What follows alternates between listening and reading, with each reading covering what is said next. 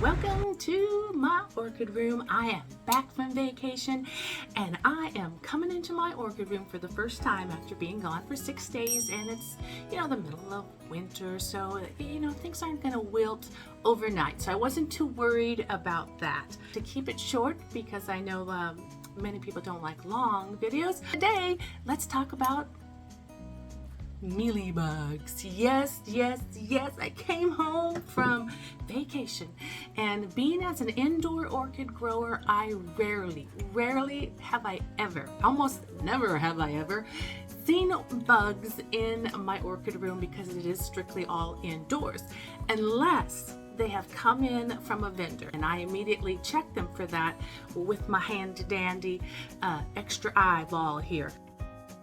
Check in just because they can get in.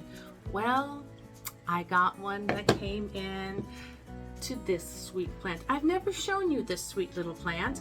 I'll kind of pick it up and show you what she is. She was a gift and from Yoshi, and Yoshi, it wasn't the gift of bugs that you transferred to me. I understand that. I love you, buddy. No, it was a gift from someone who couldn't keep up with their orchids. So it was a gamble with what you might get. But she is a Aloha Case Ching Hua, H-A-U. I took her out of the container because the potting media was really pretty bad. Looked at her, cleaned her up. She was really dehydrated. Let me show you her. And put her in a container because she likes to grow kind of like at an arch, the next level of roots and pseudobulbs will keep wanting to go up. I have drilled a hole in some Tupperware that I got at the secondhand store.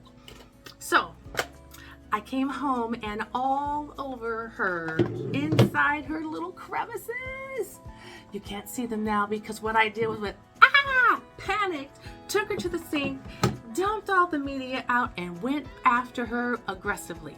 Then I thought I should probably film this so you guys can see. So in general, here are some pictures of what mealybugs look like. You can go lots of places on Google to find out about mealybugs. I like to go to the American Orchid Society.org, and it gives you a history of mealybugs. Yep. I obviously did my best. I immediately went after her with first dumping out all of the potted media that was in it. Then I hit her up with some peroxide down into the little holes all around the base, all around the roots. That evaporates, turns to water, and I made sure to add some insecticidal super soap, which has neem oil in it and a little bit of stickiness, so that if there is eggs that keep hatching, they will be kind of smothered. I also used rubbing alcohol because I was not kidding around. I did not want mealybugs, and I've never had to dealt with them, so I didn't know which one would be the best route. So what did I do? I acted first and read second. Yeah, maybe that's not the best thing to do. This is what I'm going to do for the future. I am going to put some leca around her base. Leca because I can boil it, sterilize it, bleach it, water it, rinse it, and every 10 to 14 days, just to make sure that the problem is under control. Now I see a couple of little like white specks here, and that's probably still a little bit left over. So I'm not out of the woods, but I've got to keep up on them. But she has kind of come back to life. I wish I had shown you her when I first got her. These were really curled up like taco chips, and not much dark green was in it. She was under too much light at the time. But they love to hide in these crevices here, it'll all be white, and you think, what is that? And yeah, you can scoop it with a file nail or something like that, and they come up. So you just have to stay after it and make sure she doesn't touch another plant. But I wanted to show you, so not to confuse you, the difference between that and happy sap. Because happy sap, if you haven't seen it, is little crystally balls of sugary substance that the plant makes to tell you she is happy. So on the back here you can see a little bit of the glow. Maybe I can get the light right. There's a glowing spot there. I took some still shots that might show it up better. Here we are, down in here.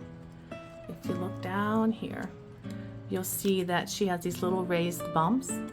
Those are not bugs. Those are happy sap.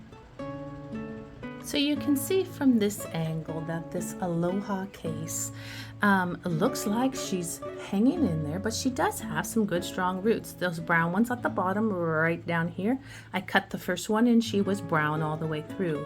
I cut the second one and she did have some green. I just cut the little tip of it. So even though it is brown from all of the age of the root, she still is getting nutrients through those roots. So don't cut everything off unless you feel them and they're squishy.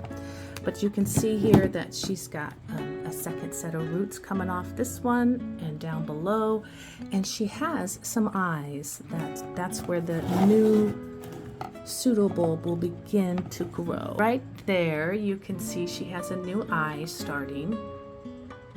So she wants to grow new roots, she wants to grow, she wants to thrive, and I want to give her the best opportunity to do that.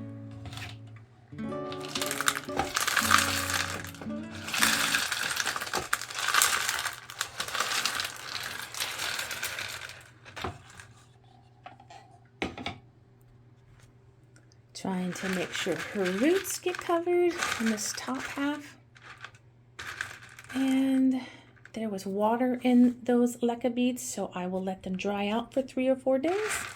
And then maybe I'll put a little bit more on this side, and then I'll let her dry, because cattleyas don't like to stay wet all the time unless they're used to being in water all the time. But this one has been in bark, so I'll just water every once in a while, and then later when she's thriving, I will make the decision if I'm going to keep her in leca and a semi-hydro setup, or if I'm going to put her back in bark. Thanks for watching me today. I appreciate it, and I will see you soon. Bye bye.